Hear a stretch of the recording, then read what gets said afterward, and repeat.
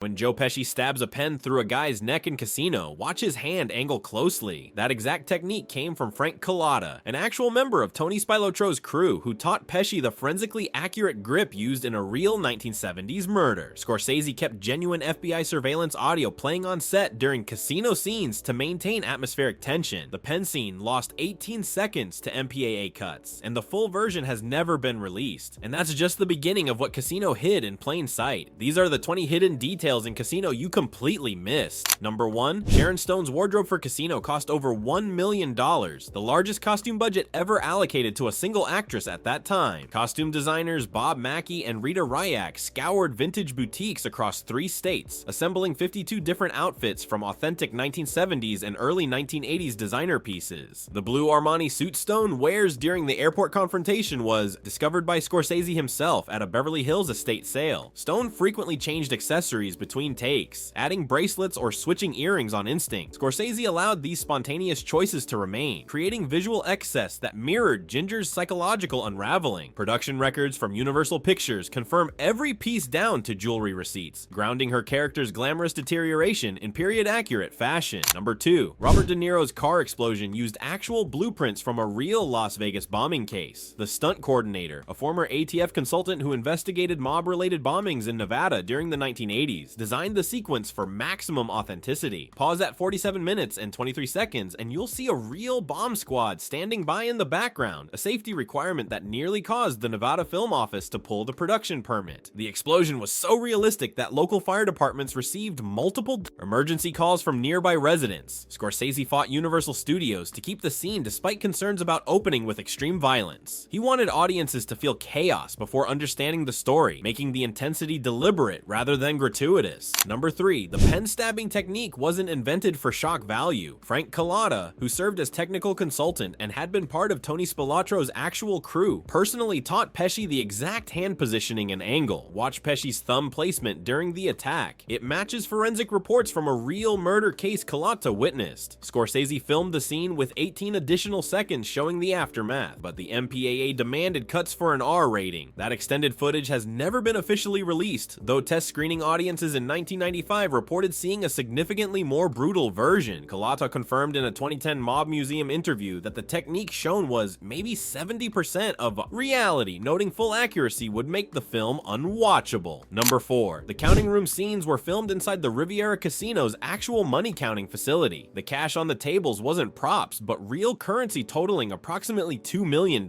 provided by the casino under strict security protocols. Armed guards were positioned just outside camera frame during every shoot. Look carefully at the counting room corners, and you'll notice the security cameras are functional, not props. Casino management allowed filming on condition that every bill would be counted before and after shooting. Production accountant Donna Isgro revealed in the Criterion Collection commentary that counts took 45 minutes to an hour after each take. This added significant time to Thelma Schoonmaker's already tight editing schedule, but contributed undeniable atmospheric texture. Number 5. Sharon Stone's overdose scene was captured in a single 8-minute take with no coverage. Scorsese told Stone they couldn't shoot twice because the emotional intensity couldn't be authentically repeated. Cinematographer Robert Richardson confirmed this in his 2010 Criterion Collection interview, explaining the Steadicam operator had to navigate Stone's unpredictable movements without rehearsal blocking. Stone described the experience as terrifying and liberating because there was no safety net. The crew watched in silence as she convulsed on camera, her performance so raw that several members, including editor Thelma Schoonmaker, admitted struggling to watch during post-production. Richardson later revealed that the camera nearly ran out of film stock mid-take, adding real tension to an already precarious shoot. The next scene required even more dangerous preparation, pushing legal filming boundaries. Number 6. Don Rickles received blank script pages for his casino floor scenes and complete freedom to improvise. Scorsese trusted Rickles' instinct for insult comedy, giving him control over Billy Sherbert's dialogue. Rickles improvised over 40 minutes of material, and only 4 minutes made the final cut. Watch other actors' faces during his scenes. Those aren't scripted reactions, but genuine surprise from performers like Kevin Pollak trying to stay in character while Rickles unleashed unpredictable insults. Rickles famously refused second takes, insisting lightning doesn't strike twice. The veteran comedian's spontaneous energy meant that each take was completely different, making continuity nearly impossible to maintain. Editor Thelma Schoonmaker told American Cinematographer that cutting Rickles' scenes was the hardest part of editing because nearly everything was usable gold, forcing difficult difficult choices. Number 7. The desert burial scene was shot in an actual mob-dumping ground outside Las Vegas. Frank Cullotta confirmed at least 3 real bodies had been discovered in that specific location during the 1980s, and local law enforcement had long suspected the area for exactly this kind of murder. During location setup, crew members discovered suspicious items and reported them to Clark County Police, though nothing conclusive was recovered. Scorsese told Premiere Magazine, "The land remembers." He wanted the location's history to seep into the atmosphere, believing filming where real violence occurred would give the sequence authenticity no soundstage could match. The director insisted on minimal lighting to preserve the desolate, haunting quality of the actual terrain. Production designer Dante Ferretti reported an unusually tense mood during the shoot. Number 8. Robert De Niro wore 6 different prescription strengths throughout Casino, matching real Lefty Rosenthal's documented vision degradation between 1973 and 1982. Production consulted ophthalmologist Dr. Michael Polanski to create a medically accurate timeline of deteriorating eyesight linked to stress. Compare frames from opening Vegas sequences to final courtroom scenes, and you'll notice visibly thicker lenses and heavier frames. De Niro tracked which glasses to wear for each scene, despite Scorsese shooting completely out of order, maintaining continuity most viewers never consciously notice. This extended to how De Niro handled them. In early scenes, he removes glasses confidently. In later scenes, he fumbles slightly, manifesting Sam Rothstein's deteriorating control physically. The actor kept a detailed chart in his trailer, matching each pair of glasses to specific script pages and timeline dates. Number 9. The FBI surveillance montage used actual wiretap transcripts to shape dialogue rhythms. Scorsese obtained declassified documents from real Las Vegas mob operations and instructed actors to mimic documented speech patterns. At 1 hour, 34 minutes, and 12 seconds, a surveillance van appears in the background containing real equipment borrowed from federal consultants. Those consultants, including former FBI agent William Owsley, required credit removal because some tactics shown were still classified in 1995. The cooperation was conditional and limited, but technical accuracy gave surveillance sequences uncomfortable authenticity. The sound design team even incorporated genuine static and interference patterns from 1970s recording technology. Scorsese wanted viewers to feel watched, just as real mobsters had been throughout the 1970s and 1980s, creating paranoid atmosphere through production design choices. Number 10. Scorsese hired actual casino cheats as consultants, and the Nevada Gaming Commission attempted blocking certain scenes. The hand-switching technique at the blackjack table was so effective that casino industry representatives, including executives from MGM Grand, lobbied Universal Pictures for complete removal, arguing it could inspire real fraud. Scorsese refused removal but agreed to a compromise. The footage was deliberately sped up in post-production by editor Thelma Schoonmaker, making this technique difficult to study frame by frame. Even accelerated security experts confirmed the method's accuracy. The director had initially planned to include slow-motion replays to showcase the sleight of hand artistry. The Gaming Commission's interference didn't end there. The studio's next demand threatened compromising the entire third act, forcing Scorsese into negotiations reshaping the film's final structure. Number 11. The powder scene created a production crisis when the prop department initially used real powder, mistakenly believing it was mislabeled prop sugar. The error was discovered during a DEA consultant's set visit for weapons authentication. Production halted 3 days while the incident was investigated and insurance claims filed. The scene required complete reshooting with verified fake powder. Watch carefully at 2 hours, 1 minute, and 34 seconds, and you'll notice a visible lighting continuity error between original footage and the reshoot. Color temperature shifts noticeably mid-scene, a detail that slipped through because Scorsese was racing against post-production deadlines at Technicolor Labs. The incident was kept quiet, only emerging through crew interviews and production insurance documents years later. Number 12. The head and vice scene was originally scripted as off-screen violence with only audio. Joe Pesci convinced Scorsese the morning of shooting to film it explicitly, arguing audiences needed to see brutality to understand stakes. A mechanical vice was built in 48 hours by special effects coordinator Matthew Mungle's team during filming the rig malfunction, causing genuine pain to Frank Vincent, whose screams in the final take are partially real. That accident take appears in the film. Scorsese later admitted to Film Comment he was shocked by intensity, but recognized it as the most authentic moment possible. The scene became one of Casino's most controversial, with critics like Roger Ebert divided on whether it crossed into exploitation. Number 13. Robert De Niro gained 30 pounds across the 3-month principal photography schedule to match Lefty Rosenthal's aging and physical decline. Taylor Rita Ryak was kept on set daily to adjust De Niro's suits as his body changed, ensuring wardrobe reflected deteriorating health and increasing stress. Compare suit fit in early Vegas scenes to the final courtroom appearance, and the difference is subtle but intentional. Scorsese shot shot completely out of chronological order, forcing De Niro to track exact weight for each scene and coordinate eating schedules with the shooting calendar. The actor's commitment extended to refusing any digital alterations or padding that could have simplified the process. Production notes from assistant director Joseph Reedy revealed De Niro weighed himself twice daily and maintained detailed food logs, turning his body into a narrative tool. Number 14. Casino's soundtrack featured 63 licensed songs, and by week 7, the music budget had spiraled into crisis. Universal Pictures executive Casey Silver threatened cutting music licensing by 80%, which would eliminate most period-specific tracks Scorsese considered essential. Scorsese personally negotiated with 14 different artists and estates, in some cases pleading his case directly to musicians like Eric Burdon. House of the Rising Sun by the Animals alone cost $250,000, a record for film music licensing in 1995. The final music budget exceeded $2 million, roughly 10% of total production costs. Scorsese later told Rolling Stone he considered music as important as dialogue, a non-negotiable element locating the film in its cultural moment. Number 15. During the chair-throwing scene, Sharon Stone accidentally struck crew member Anthony Macario, who was hospitalized with non-serious injuries. The production's insurance company immediately demanded stunt coordinator Jeff Haberstad use a double for all remaining Stone violence scenes. Scorsese refused, arguing Stone's unpredictable energy was essential to Ginger's characterization. He condensed all remaining violent scenes into a single marathon 14-hour shooting day to complete sequences before insurance could intervene. Watch Stone's hand at 2 hours, 23 minutes, and 11 seconds, and visible bruising appears from take 7 of an earlier scene. Stone later told Premiere Magazine the experience left genuine bruises and muscle strain lasting weeks after filming concluded, adding physical authenticity to her performance. Number 16. The cornfield execution was supposed to be filmed in the actual Indiana location where Tony and Michael Spilotro were murdered. Location scouts led by production designer Dante Ferretti had secured landowner permission, and the sequence had been pre-visualized for that specific geography. 18 hours before the scheduled shoot, the landowner abruptly withdrew permission after learning full scene details. The production scrambled to find alternatives, eventually securing a Nevada farm that location manager Ken Haber completely redressed overnight to match Indiana topography. Watch carefully and there's visible sky color inconsistency between the establishing wide shot and close-ups, evidence of rushed relocation. The film's most iconic scene nearly didn't happen due to an even more dramatic last-minute crisis. Number 17. The opening car bomb sequence was filmed during the first production week, completely out of narrative sequence. Studio executives including Universal's Stacey Snider wanted traditional chronological opening, arguing an explosion would confuse audiences. Test screening results showed 40% of preview audiences walked out during the opening, finding it too violent and disorienting without context. Universal pressured Scorsese to restructure the entire film with conventional beginning. Scorsese threatened invoking his final cut clause in his contract, insisting the explosion had to open the film to establish immediate danger and chaos. The studio relented only after Scorsese agreed to add orange color grading in post-production at Technicolor, a compromise intended to slightly soften the visceral impact. Number 18. Ginger's death scene was scripted as a quiet motel room overdose, relatively subdued. Sharon Stone insisted on adding the physical convulsions and violent deterioration visible in the final film. She consulted with medical examiner Dr. Robert Shaler, who confirmed the real Jerry Rosenthal's actual cause of death involved symptoms similar to what Stone wanted to portray. Scorsese allowed Stone to choreograph the entire sequence herself, trusting her instinct for the character's final moments. Universal executives, including Casey Silver, wanted to cut the scene entirely, warning it risked an NC-17 rating from the MPAA. Scorsese refused. Stone's performance became one of Casino's most haunting images, a deliberately uncomfortable portrait refusing to romanticize. Addiction's consequences. Number 19. Scorsese's original cut included a 14-minute epilogue showing every major character's ultimate fate in documentary-style detail. Universal executive Stacey Snider demanded the epilogue be cut to under 6 minutes, arguing the nearly 3-hour runtime already pushed commercial viability. Editor Thelma Schoonmaker made cuts during final sound mixing week at Skywalker Sound under intense time pressure. A rough cut of the full epilogue leaked online in 2018, revealing deleted sequences showing Nicky Santoro in prison before his murder, including dialogue about regrets and failed appeals. That footage has never been officially released. The truncated epilogue feels rushed compared to the film's otherwise deliberate pacing, evidence of studio compromise Scorsese accepted to preserve other elements. Number 20. The final shot shows Robert De Niro walking into the Tangiers casino, and if you compare it to the opening shot before the car explosion, it's the exact same camera angle. De Niro wears the same suit, stands in the same position, filmed with identical identical framing by cinematographer Robert Richardson. Scorsese confirmed in a 2008 film comment interview this was intentional. The whole film is a loop Sam never escapes. The visual repetition suggests Rothstein is trapped in an eternal cycle, forever returning to the casino that defined and destroyed him. Everything repeats if you know where to look, transforming the film from simple rise and fall narrative into a meditation on compulsion and the impossibility of escaping one's nature. Casino wasn't just mob history, but obsessive historical recreation